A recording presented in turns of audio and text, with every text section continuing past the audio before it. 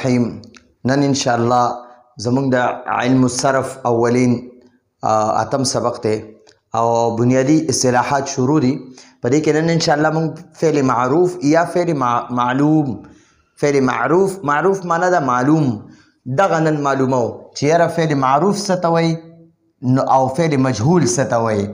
معروف معنا دا معلوم، فعل معروف یا فعل معلوم داسې کار چې کوونکی یعنی فاعل معلوم وي فعل معروف ورته وایي. داسې کار داسې فعل چې کوونکی یعنی فاعل معلوم وي نو داسې فعل ته فعل معروف ورته وایي. ٹھیک شو جی. داسې فعل چې د هغې کوونکی یعنی فاعل معلوم وي نو داسې فعل ته فعل معروف وایي. مثلا ضربه زیدون، دا ضربه یو کار دی، دا فعل دی او د دې کوونکی وخونکی معلوم دی، هغه فاعل دی. دا دی ضربه فعل دی او کوونکی معلوم دی، کوونکی ته فاعل معلوم دی. دا وګوره دا د موږ ته معلوم دی چې زید کار کوونکی دی، دې ته فعل معروف وایي چې فاعل معلوم وي. جلسه یو کار دی، فعل دی. ٹھیک شو. او د دې کوونکی فاعل هغه معلوم دی، حامد دی، نو دې ته فعل معروف وایي. څه ورته وایي؟ فعل معروف. ولی ورته وایي چې فاعل معلوم دی؟ دا ذهبه یو فعل دی او فعل کار ته وایي، فعل دی یو کار دی او دا محمود دی فاعل دی او دا فاعل معلوم دی. ٹھیک شو. د دې دا فاعل معلوم دی نو دې ته څه وایي؟ فعل معروف. فعل معروف چاته وایي چې فاعل معلوم وي. فعل معروف هغه فعل ته وایي، هغه کار ته وایي چې د هغې کوونکی یعنې فاعل معلوم وي. فعل معروف چاته وایي؟ فعل معروف هم ورته وایي، فعل معلوم هم ورته وایي. معلوم مطلب چې فاعل معلوم دی، دا کار کوونکی معلوم دی، هغه فعل کوونکی چې دی هغه معلوم دی نو هغې ته فعل معروف وایي. فعل معروف چاته وایي؟ فعل معروف څه ته وایي؟ فعل معروف یا معلوم. فعل معروف مطلب دا د معروف مطلب دا دی چې دا فعل خو کار دی او معروف یعنی فاعل چې معلوم دی. ٹھیک شو. معروف معلوم ته وایي چې فاعل معلوم دی. ګورئ نو ضربه زیدون وهل یو فعل دی او زیدون فاعل دی، دا فاعل معلوم دی نو دلته کې دې ته فعل معروف وایي. چې کله د یو کار فاعل معلوم وي که نه نو هغې ته فعل معروف وایي. کله چې د یو کار فاعل معلوم وي هغې ته فعل معروف وایي. د یو فعل کار چې دی دې ته فعل وایي. د یو فعل کوونکی چې کله معلوم وي نو هغې ته فعل معروف وایي. اوس راځو فعل مجهول. فعل مجهول څه ته وایي؟ نو څنګه چې فعل معروف یا فعل معلوم دی که نه نو مجهول نامعلومه ته وایي. نامعلوم د دې مطلب داسې دی چې داسې فعل یا داسې کار چې کوونکی یعنی فاعل نامعلوم وي، معلوم نه وي.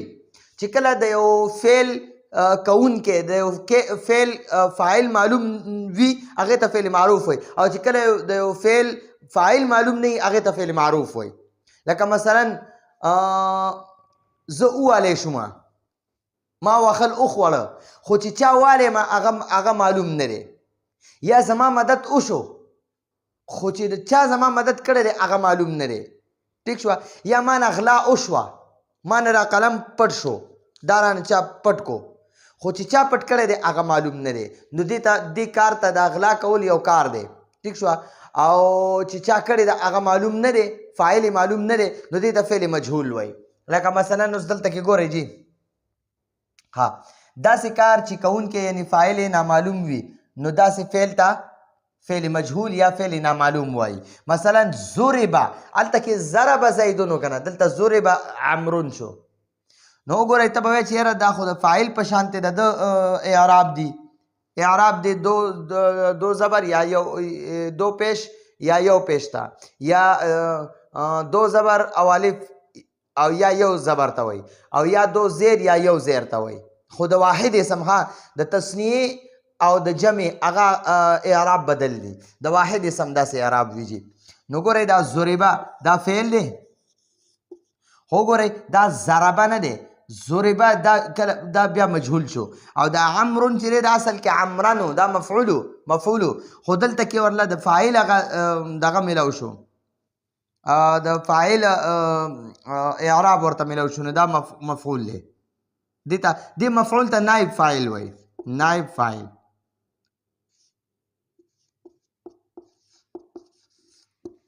نو دا ضربه چې دی که نه دا فعل مجهول دی. څه شی دی؟ فعل مجهول. او عمرون چې دی دا فاعل دی. د دې مطلب ضربه عمرون معنا ده چې عمر وخل وخوړه، وخل یې ونه کړه، وخل یې وخوړه.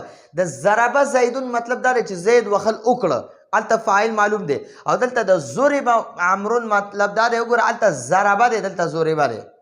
ٹھیک شو؟ نو د ضربه عمرون مطلب دا دی چې عمر وخل وخوړه. ٹھیک شو؟ دلته نصر حامدون، هلته نصر حامدون دی چې حامد مدد وکړه. دلته نصر حامدون د حامد مدد وشو، خو چې چا مدد کړی دی نو هغه معلوم نه دی. ٹھیک شو؟ یا دغه شان ګورئ جي